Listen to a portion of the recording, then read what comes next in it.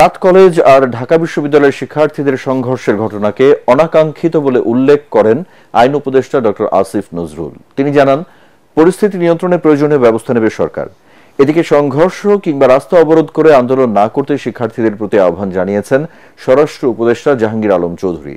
সচিবালয়ে আইন শৃঙ্খলা সংক্রান্ত কোর কমিটির বৈঠক শেষে এসব কথা বলেন তারা।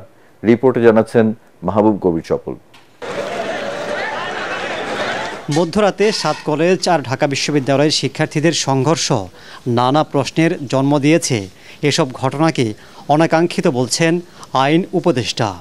এগুলিকে অনাকাঙ্ক্ষিত, এগুলি অ্যাভয়েড করার জন্য আমাদেরকে আরও বেশি উদ্যোগ নেওয়ার আমরা চেষ্টা করি। আন্দোলন সামাল দিতে পুলিশের কৌশল নিয়ে প্রশ্ন উঠেছে। কোথাও চড়াও, কোথাও ঢিলেঢালা আচরণ করছে পুলিশ। স্বরাষ্ট্র উপদেষ্টার দাবি, সব পরিস্থিতি পুলিশ ধৈর্য সহকারে নিয়ন্ত্রণ করছে। পুলিশের ক্ষেত্রে ওই পরিস্থিতিতে এটা হয়ে যায় অনেক সময়, বা তাদের ক্ষেত্রে আমরা সব সময় বলি যে এটা পেশেন্ট এবং ধৈর্যের সাথে এটা মোকাবেলা করে। দাবি আদায়ে জনভোগান্তি সৃষ্টি না করতে সবার প্রতি আহ্বান জানান তিনি।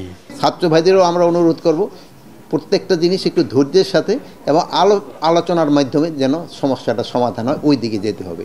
রাস্তাটা ব্লক না করে যে জায়গায় ধরেন তাদের মাঠ আছে অথবা আমাদের সরোয়ার্দী উদ্যান আছে, এই সব জায়গায় এসে যদি প্রতিবাদটা করে সবচেয়ে ভালো। তা না হলে রাস্তাঘাটের এটা বন্ধ করলে একটা যানজটের হয়, এটা কিন্তু জনগণ কিন্তু একটা দুর্ভোগের ভিতরে পড়ে।